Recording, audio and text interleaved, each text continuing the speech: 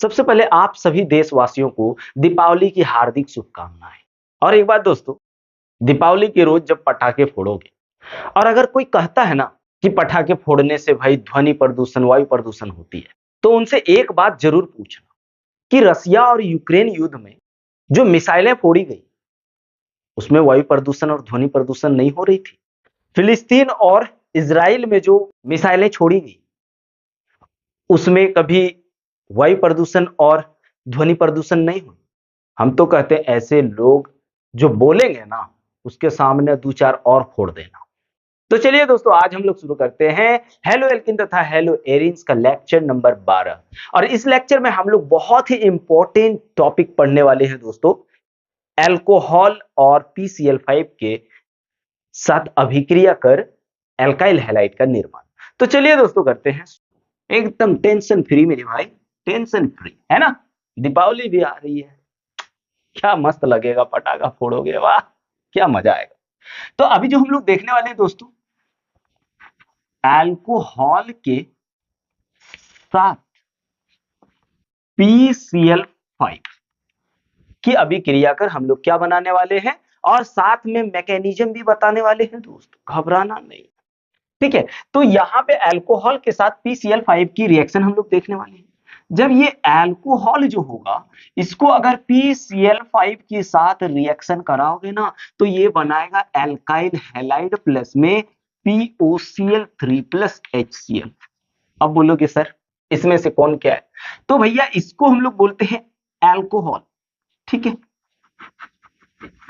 इसको phosphorus pentachloride, और अगर इसकी बात करेंगे तो एल्काइल हैलाइड, एल्काइल हैलाइड की बात हो रही है दोस्तों। तो घबराने वाली बात नहीं है। यहाँ पे एक चीज ध्यान दीजिएगा, ये PCl5 आपको एग्जाम में देखिए भटकाने के लिए कुछ भी कर सकता है। कभी कभार आपको इस PCl5 जो होगा ना, इसको कभी ठोस अवस्था में रख दे, ठोस या फिर कभी गैस। ठीक है, तब भाई इसमें देख लो, ठोस अगर रहेगा तो दूसरा प्रोडक्ट देगा और गैस रहेगा तो दूसरा देगा, देगा एक ही चीज, देगा एक ही चीज, लेकिन बात यह है उल्टा पुल्टा दे देगा। अभी आओ ना मैकेनिज्म से समझाएंगे।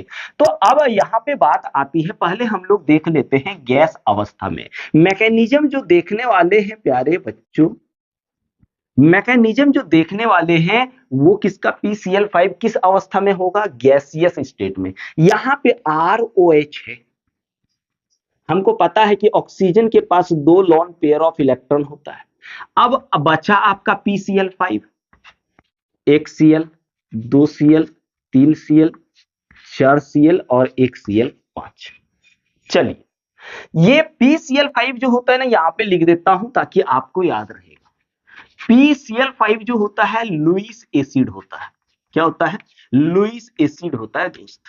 और लुईस एसिड का काम क्या है, इलेक्ट्रॉन पेयर को, इलेक्ट्रॉन पेयर को एक्सेप्ट करना, एक्सेप्ट करना। ये इलेक्ट्रॉन पेयर को बड़ी आसानी के साथ इलेक्ट्रॉन पेयर को एक्सेप्ट करता है। लेकिन ये एक्सेप्ट करेगा तो करेगा कैसे सर, इसका जो वैलेंस शेल है वो तो पूरी तरह से कंप्लीट।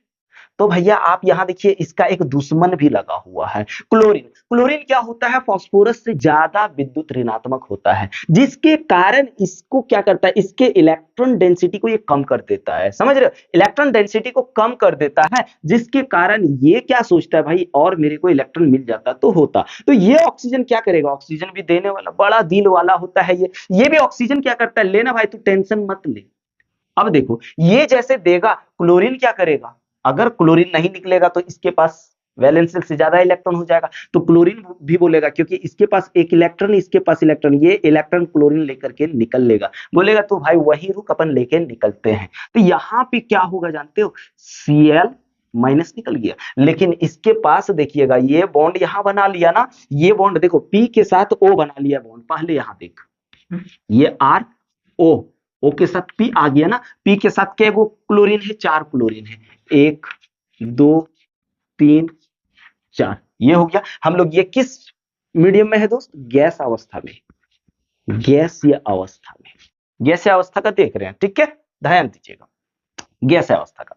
तो भाई अब इसके पास तो हाइड्रोजन एक ऑलरेडी था, तो यहाँ पे देखो ये बॉन्ड इलेक्ट्रॉन, देखो इसमें 3 बॉन्ड हो गया। अब 3 बॉन्ड तो ऑक्सीजन बनाएगा नहीं, 2, यानी भैया इसमें इलेक्ट्रॉन की कमी हो गई।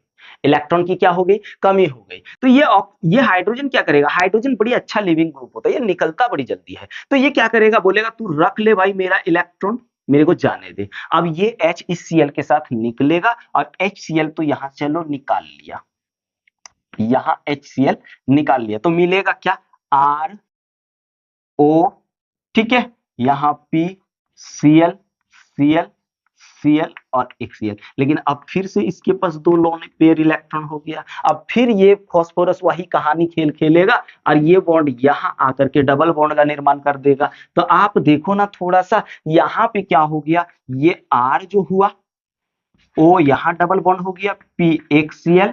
अब देखो डबल बॉन्ड जब बनाएगा, डबल बॉन्ड जब बनाएगा तो इसके पास इलेक्ट्रॉन भरपूर मात्रा में हो जाएगा, तो फिर Cl यहां से निकल लेगा। हाँ, फिर Cl यहां से निकल लेगा, लेकिन Cl कुछ इधर ही भटकेगा जी, कुछ इधर ही भटकेगा। तो इसको देखो, इसके पास फिर प्लस आ गया क्योंकि ये अपना इलेक्ट्रॉन पेयर डोनेट कर दिया, फिर इसके पास प्लस आ गया। अब क्या करेगा, इसको फ्री होना है तो ये इससे तो ले नहीं सकता, ऑक्सीजन फास्फोरस से तो लेगा नहीं क्योंकि फास्फोरस अपना वैलेंस इलेक्ट्रॉन कंप्लीट कर लिया है। तो ये क्या करेगा, आप देखो ऑक्सीजन जो होता है एल्काइल ग्रुप से ज्यादा विद्युत ऋणात्मक होने के कारण एल्काइल को बोलेगा भाई तू अपना इलेक्ट्रॉन दे देना। तो ये एल्काइल अपना इलेक्ट्रॉन देगा तो ये प्लस लेकर के निकलेगा। जैसे ये प्लस लेकर के निकलेगा, ये क्लोरीन वहां लगा हुआ इसके पास आके मिल लेगा। जैसे ये मिलेगा आर Cl बनेगा, साथ में POCl3 बनेगा। लेकिन गैसियस स्टेट में जब होगा ना दोस्त, तो ये रिटेंशन प्रोडक्ट देगा। क्या,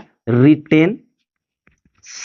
रिटेंशन का मतलब कि जिधर OH था उधर ही क्लोरीन ग्रुप आएगा। ये था किसका मैकेनिज्म, गैस अवस्था में। अगर सॉलिड में होगा तो यहां एक चीज याद रखना दोस्त, अगर ठोस है, अगर गैस है तो रिटेंशन देगा, रिटेंशन प्रोडक्ट देगा, यानी जिधर OH होगा उधर ही Cl लगेगा। लेकिन अगर ठोस रहेगा तो इनवर्जन, क्या, इनवर्जन देगा।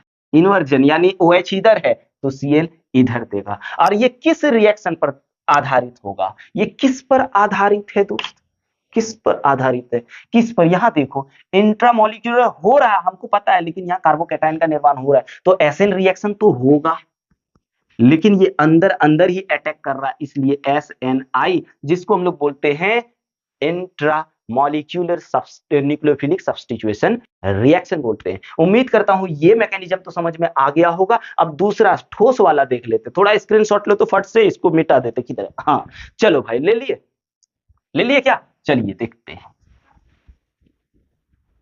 अरे दोस्त घबराने की बात नहीं है दोस्त, एकदम टेंशन फ्री रहो। अब PCl5 जो हम लोग देख रहे हैं, दूसरा मैकेनिज्म देख रहे हैं। हाँ, ये जो होगा ठोस अवस्था में, किस अवस्था में हम देख रहे हैं, ठोस में देख रहे हैं, तो ये या तो PCl4 प्लस में मौजूद होगा नेचर में, या फिर PCl6, किसमें, PCl6 माइनस में। इसको अगर लिखा जाए तो PCl5 लिख सकते हैं प्लस Cl माइनस, क्या, प्लस Cl माइनस, जोड़ दोगे तो वही चीज आ जाएगा ना, PCl6 आ जाएगा माइनस में। हाँ चलिए मैकेनिज्म देखते हैं, मैकेनिज्म देख लो जी दोस्त, बहुत इंपॉर्टेंट चीज बता रहा हूं, ठीक है।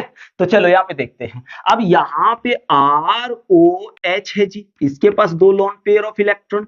अब यहाँ पे आप देखोगे सर यहाँ PCl5 है, क्या PCl4 है, 1 2 3 4, इसके पास इलेक्ट्रॉन की कमी है तो ये पूरा कर देगा। ऑक्सीजन बहुत अच्छा, बहुत साफ दिल का होता है भैया, इसके पास दिल है, कैगो, एगो और एगो दूगो, इसलिए बोलता है एक दिल तू रख ले, मेरे को टेंशन नहीं है। तो ये जैसे दे देगा जी, ये जैसे दे देगा जी, यहाँ जो आ जाएगा ना R, ठीक है, R, क्या भाई, RO प्लस आ गया, यहाँ H, उसके बाद P, 1 Cl 2 Cl 3 Cl 4 Cl, ये तो बात ठीक है, इसके लिए तो कोई दिक्कत नहीं है सर।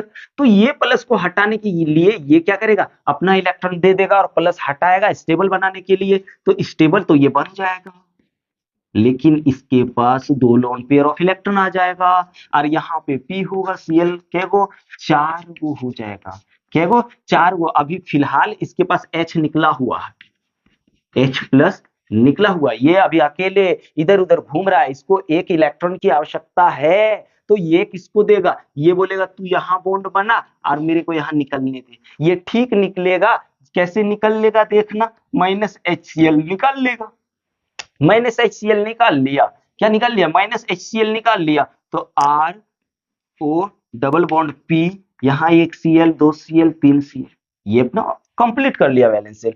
पर ई जो है ना ससुरा क्या कर रहा है, मतलब एक लोन पेयर ऑफ इलेक्ट्रॉन दे दिया हुआ है। अब एक लोन पेयर ऑफ इलेक्ट्रॉन दे दिया तो इसको अब इलेक्ट्रॉन की आवश्यकता होगी, तो ये देखो भाई हमारे पास यहाँ एक Cl खाली पड़ा हुआ है, एक Cl हमारे पास यहाँ खाली पड़ा हुआ है, समझ रहे हो, तो ये इधर भटक रहा है, किधर, इधर भटक रहा है कि तू ठीक ठाक से निकलेगा हम तेरे साथ अटैच कर जाएंगे, तो ये क्या करेगा, इलेक्ट्रॉन देगा तो वैसे ही ये यहाँ आके अटैक कर लेगा दोस्त, उसके बाद बना देगा RCl प्लस जाके POCl3, ये जो प्रोडक्ट होगा इन्वर्जन होगा।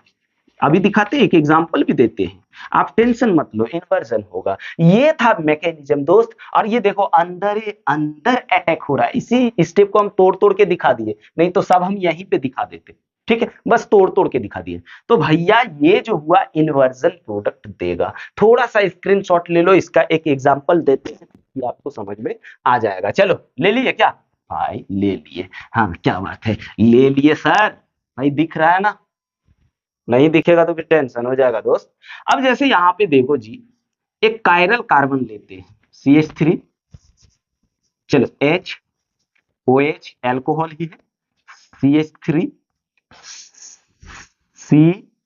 C6H5, इसको हम लोग बोलते हैं कायरल कार्बन, क्या कायरल कार्बन बोलते हैं जी। अब ये कायरल कार्बन, चलो यहाँ PCl5 है, लेकिन ये ठोस अवस्था में है, S लिखा हुआ रहेगा, S, ठीक है, ऐसे अगर S लिखा हुआ है तो ये प्रोडक्ट क्या देगा, इन्वर्जन देगा, मतलब ये जो Cl जुटेगा यहां से नहीं बल्कि ये इधर से दिखेगा, देखना, देखने में ये ऐसे दिखेगा, H यहां आ जाएगा C6H5 और Cl कुछ इधर दिखेगा, इसको बोलेंगे इन्वर्जन।